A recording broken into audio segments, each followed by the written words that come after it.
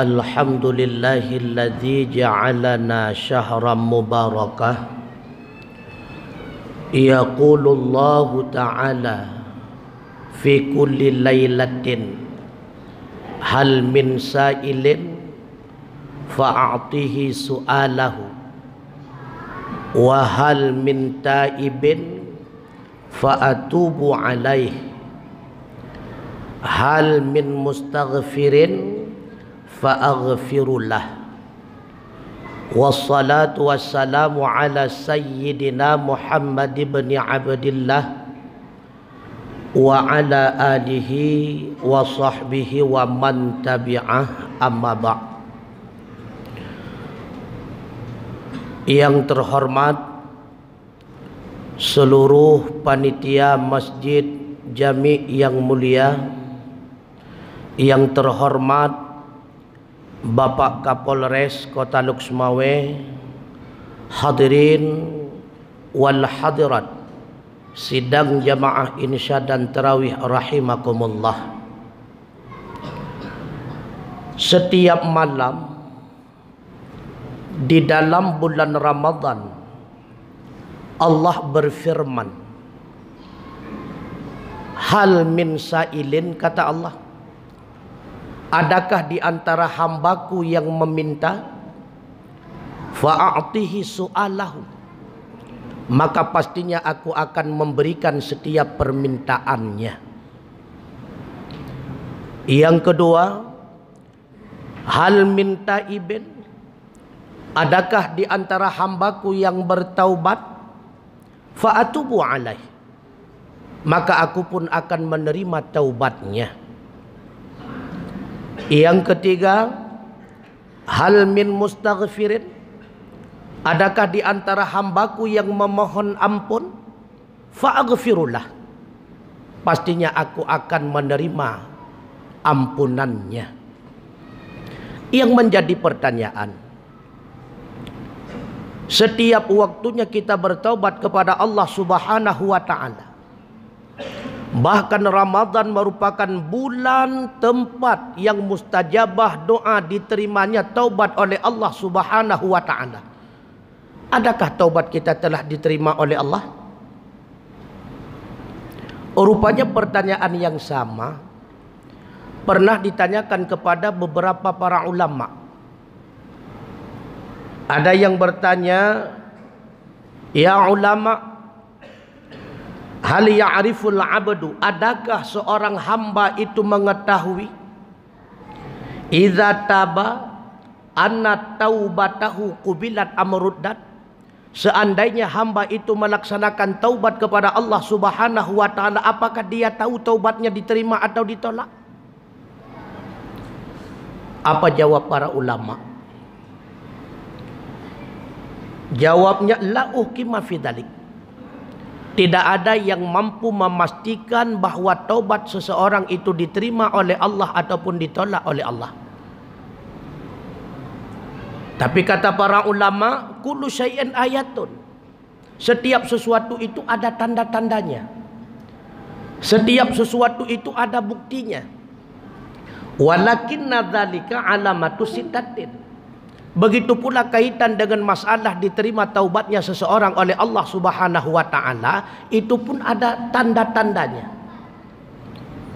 Maka jawab ulama, tanda-tanda seseorang itu diterima taubat oleh Allah Subhanahu wa ta'ala itu ada 6. Maka coba sama-sama kita muhasabah, introspeksi diri, melihat kepada diri pribadi, apakah ke-6 tanda-tanda ini telah kita miliki? Bila mana ke-6 tanda ini telah kita miliki, alhamdulillah, kita termasuk di antara hamba Allah yang telah diterima taubat kita oleh Allah Subhanahu wa ta'ala. Yang pertama, tanda seseorang telah diterima taubat oleh Allah Subhanahu wa ta'ala, ayyara nafsuhu ghaira ma'sumatin minal ma'siyah, bahwa dirinya itu yakin. Apa yang dia yakini? Bahwa dianya itu tidak maksum daripada maksiat. Dia sadar bahwa dirinya itu tak luput daripada salah dan dosa. Kullu adama khata'. Setiap manusia itu pasti punya salah dan dosa. Sehingga senantiasa dia itu terus bertobat kepada Allah Subhanahu wa taala. Senantiasa dia bertobat kepada Allah. Kenapa? Karena dia sadar bahwa dirinya itu tidak pernah luput daripada salah dan dosa kepada Allah. Yang kedua, tanda seseorang telah diterima taubat oleh Allah Subhanahu wa taala, yara fi qalbihi farha ba'idat. Dia senantiasa melihat di dalam lubuk hatinya farhan ba'idan, rasa kesenangan itu sangat jauh daripadanya. Wa hadzana hadiran anhu. Tapi yang senantiasa timbul di dalam batin hatinya rasa kegundahan, rasa was-was, rasa gelisah. Apakah Allah telah menerima taubat saya atau belum? Apakah Allah telah menerima taubat saya atau belum? Sehingga senantiasa dia memperbaiki taubatnya. Terus dia memperbaiki taubatnya. Karena dia senantiasa ragu-ragu atas taubat yang telah dia lakukan kepada Allah. Ini merupakan tanda seseorang telah diterima taubat oleh Allah Subhanahu wa taala. Artinya hatinya tidak pernah aman. Hatinya tidak pernah tentram. Senantiasa gundah, senantiasa was-was terhadap diri pribadinya. Siapa tahu Allah Subhanahu wa taala tidak menerima taubatnya.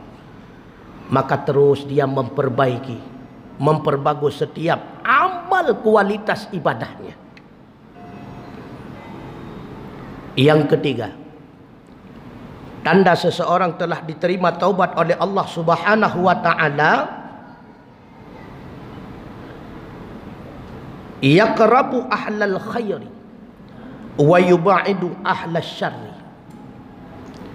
Dia senantiasa dekat dengan ahli-ahli kebajikan, mendekati para ulama, mendekati para ahli ibadah, dan dia senantiasa menjauhi orang-orang yang melakukan perbuatan-perbuatan yang hina, perbuatan-perbuatan yang jelek, para ahli maksiat.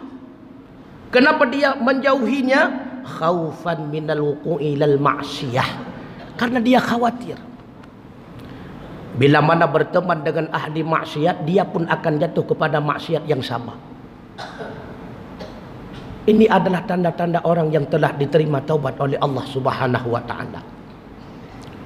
Senantiasa mencari temannya orang-orang yang ahli ibadah, berteman dengan orang-orang yang ahli kebaikan, berteman dengan para ulama, orang-orang yang alim, para cendekiawan, menjauhi orang-orang ahli maksiat dan sebagainya. Bahkan dia tidak pernah mendekati tempat-tempat maksiat karena khawatir terhadap dirinya. Bisa saja dia terjerumus kepada maksiat tersebut. Ini adalah tanda orang tersebut telah diterima taubat oleh Allah Subhanahu wa taala. Subhanallah. Tanda selanjutnya kata ulama, yaral qalila minad dunya katsiran. Yang nampak baginya dunia ini sedikit, walau bentuk kenikmatannya itu banyak. Dunia ini hina, walau nampak pada pandangan orang dunia ini begitu mewah, sehingga dia mengambil bahagian daripada dunia hanya sebatas untuk kecukupan hidupnya. Tidak pernah hidup dalam bermewah-mewah, tidak pernah berangan-angan. Sedangkan kaitan dengan amalan, wa yaral katsira min amalil akhirah qalilan. Amalan akhirat bentuknya itu sangat banyak. Bentuk amal ibadah berbagai macam. Akan tetapi dia merasa bahwa dirinya sangat sedikit melaksanakan amal yang saleh. Sehingga dia terus melaksanakan, menambah, bukan cuma kualitas, bahkan menambah amal kebaikan, tinjauan dari kuantitasnya. Subhanallah. Tanda selanjutnya bahwa seseorang itu telah diterima taubat oleh Allah Subhanahu wa taala, yara qalbahu mustaghilan bimal tadzama minallahi ta'ala khaliyan amma kafalallahu ta'ala lahu minar rezeki. Dia melihat di dalam lubuk hatinya berbimbangnya dengan amal kebajikan yang telah diperintahkan oleh Allah Subhanahu wa taala, amal kebajikan itu bukanlah asal muasal untuk mendapatkan rezeki di sisi Allah. Dia jadikan amal kebajikan itu semata-mata sebagai bekalnya dalam menghadapi Allah Subhanahu wa taala, bukan mencari popularitas di dalam dunia. Bukan untuk mencari kemewahan di dalam dunia. Bukan untuk mencari kedudukan di dalam dunia. Dia beramal dengan amal yang saleh. Sedekah, jamaah dan sebagainya. Hanya semata-mata mengharapkan balasan di sisi Allah Subhanahu wa taala. Tanpa ada tujuan yang lainnya. Nyawa tanda urang kagak terima taubat. Sehingga amal kebajikan baginya menjadi kebutuhan. Bukan sebaliknya. Amal kebajikan itu menjadi beban. Bila mana lam udip getanya, ketika amal kebajikan manteng terasa dalam jiwa getanya sebuah beban, maka masih jauh taubat kita diterima oleh Allah Subhanahu wa taala. Kamu mulai terikat jiwa dan hati getanya dengan amal kebajikan, golom tengku menyegolom manteng jiuh tatah tengku mudua. Tapi bila mana jiwa kita sudah terikat dengan amal kebajikan itu sudah menjadi kebutuhan. Artinya, sebelum melakukan amal kebajikan tersebut, belum merasa ketenangan di dalam batin dan jiwanya. Menyegelom ke semayang, hana tenang. Menyegelom ke baca Al-Quran, musabahin, golom nak ketenangan. Menyegelom na zikir mesretuh golom na ketenangan. Itu pertanda jiwanya telah terikat dengan amal kebajikan. Dan itu bahagian daripada tanda-tanda seseorang itu telah diterima taubatnya oleh Allah Subhanahu wa taala. Subhanallah. Kemudian kata ulama, tanda yang terakhir, yakunu hafizal lisan. Tanda orang yang telah diterima taubatnya oleh Allah Subhanahu wa taala, dia senantiasa menjaga dan memelihara lisannya. Dia tidak akan pernah bertutur kata dengan bahasa yang tidak bermanfaat bagi dunia dan agamanya. Makanya dipegah oleh Rasulullah, di antara tanda orang yang bangai tengku, dia itu terlalu banyak berbicara padahal pembicaraannya tidak ada manfaat sedikit pun. Jangankan untuk agama, untuk dunia pun tidak ada manfaatnya. Itu tanda orang bodoh. Nya sering ulang-ulang tu. Kebanyakan katanya lebak pegah untuk nak pelemah bak orang lain seolah-olah tak tepa dempu. Ujung but wate tak pegah memehid hana tak tepu tepu. Nya sering tu. Jadi tutur kata, ucapan, bahasa yang kita ungkapkan itu mencerminkan jiwa kepribadian kita. Nya berdegah-degah. Bahasa yang tamu tutur nyahinan menampakkan careng dan bangai katanya waktu tu. Maka kira-kira yang hana tertepu bek pegah, bek sok-sok tepu, ujung but mehi tatat katanya tan tertepu-tepu. Maka orang yang telah diterima taubatnya oleh Allah Subhanahu wa taala hafizul lisan. Senantiasa dia akan menjaga lisannya, apalagi dalam Ramadan. Ghibah, namimah dapat menghilangkan pahala puasa. Kemudian daimal fikri, senantiasa dia mempergunakan akalnya. Dia senantiasa mengingat keagungan Allah Subhanahu wa taala, kenikmatan surganya Allah yang telah dipersiapkan, berbagai macam bentuk azab neraka Allah. Na'udzubillah. Senantiasa dia mengingat bahwa dunia ini madra'atil akhirah, hanya sebatas tempat bercocok tanam, sedangkan memetik kehasilan itulah di akhirat kelak. Kemudian lazimal ghammi wan nadamah, selalu dia itu berduka cita dan senantiasa dia itu menyesal atas segala perbuatan maksiat yang telah dia lakukan. Ketika dia mengingat kembali maksiat yang telah dia perbuat, air matanya terurai dengan sendirinya, berlinang tanpa sengaja. Beolah dulu. Beawat tadi ngau baca doa Allahumma ghfir lana kapura-pura kli ilikor yang hana siga glung le malaikat. Beolah dulu dengan sendirinya. Coba kita menjiwai, mengingat berapa banyak dosa yang telah kita lakukan. Jikalau ada diri pribadi itu, jangan sok bersih kita nyono. Jangan sok suci kita. Semua kita punya dosa. Semua kita punya kesalahan. Makanya apa kata Sayyidina Umar? Wa katama awliya'ahu minan nas. Allah menyembunyikan aulianya di antara manusia. Makanya jangan menganggap hina orang lain. Terkadang orang yang kita anggap hina jauh lebih mulia di sisi Allah daripada kita. Anggap diri dronyo cukup hina. Umur katanya na yang 60, na yang 70, na yang 80, na yang 90. Coba kita renungkan.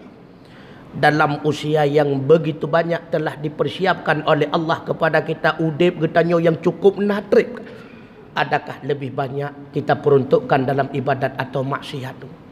Benar merasa malaya katanya dengan Allah Subhanahu wa taala.